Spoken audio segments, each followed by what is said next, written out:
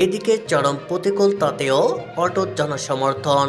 আওয়ামী লীগকে ছাড়া নির্বাচন চায় না দেশের ৬৯% মানুষ। এই বাংলাদেশের সম্পদ বেচে ক্ষমতায় আসতে হবে, শেখ মুজিবের মেয়ে কখনো সেটা চায় না। আমার বাবা কারোর কাছে মাথা নত করেনি, আমিও করি না। এদিকে এবার মায়ের মরদেহ নিয়ে ব্যবসায় নেমেছে ভীতু তারেক রহমান। যদি আওয়ামী লীগ নির্বাচনে অংশগ্রহণ না করে তবে বিএনপিও নির্বাচনে অংশগ্রহণ করবে না।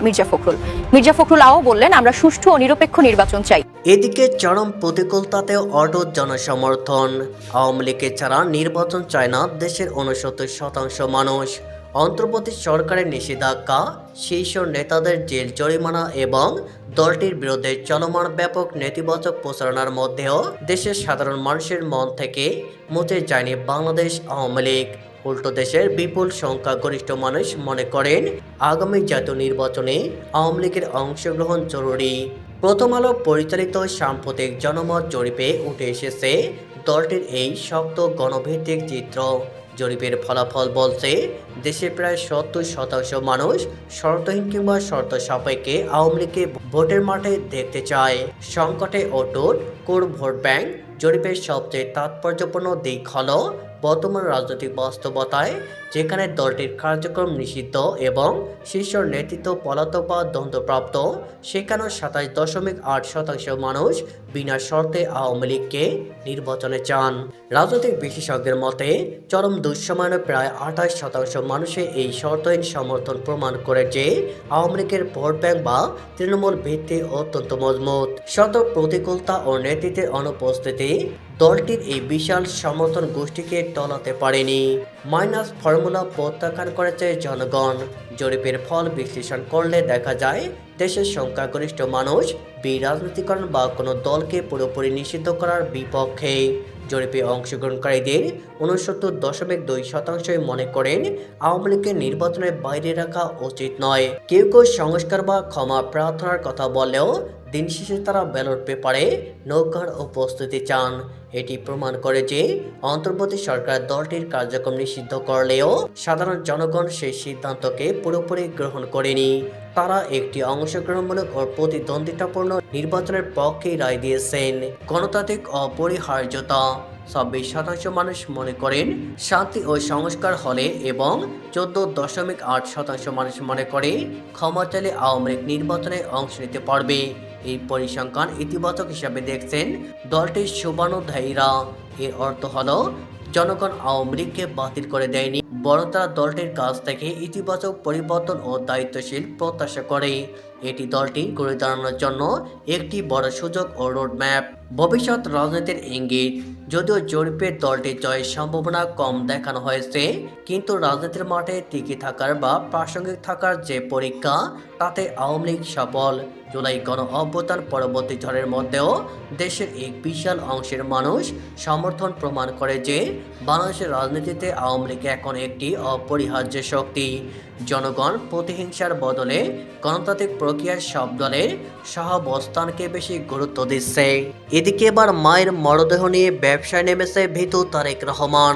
বিএনপি চেয়ারপারসন বেগম খালেদা জিয়া এবারকার হাসপাতালে চিকিৎসাধীন। সূত্র বলছে তিনি ২৮ নভেম্বর রাতেই মারা গেছেন।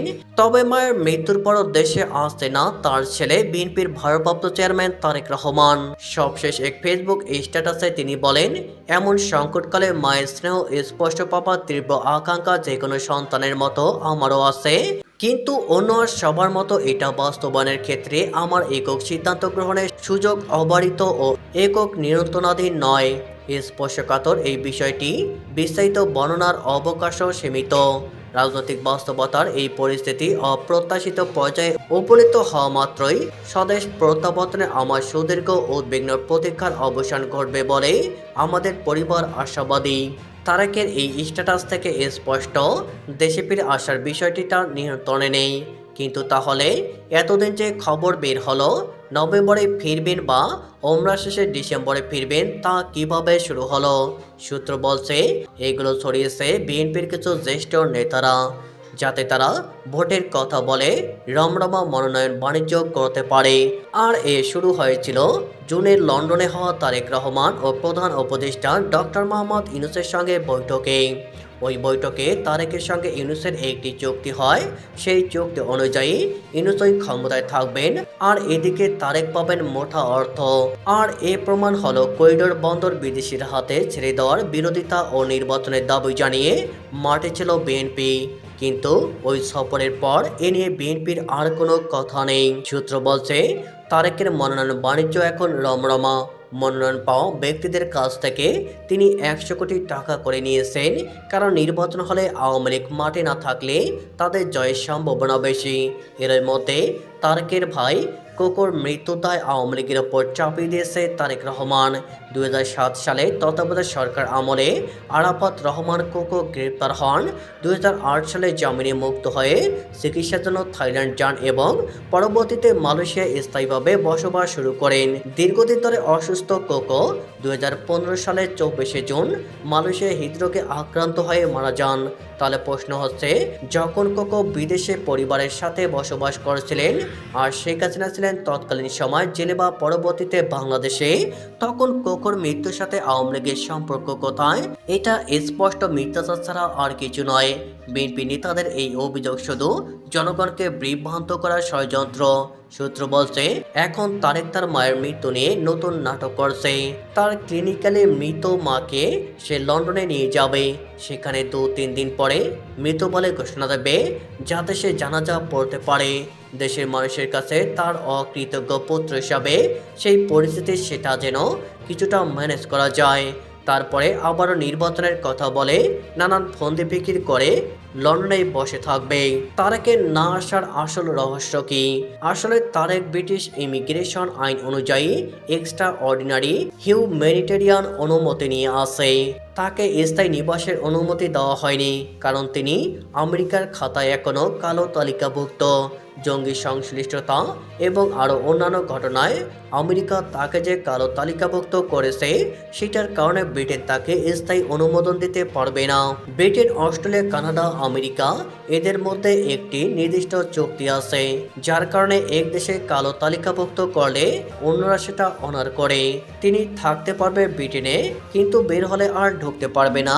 তাই তার ভয়, ক্ষমতাচার প্রস্তুত না হলে এর মধ্যে আওয়ামী লীগের তোড়জোড়।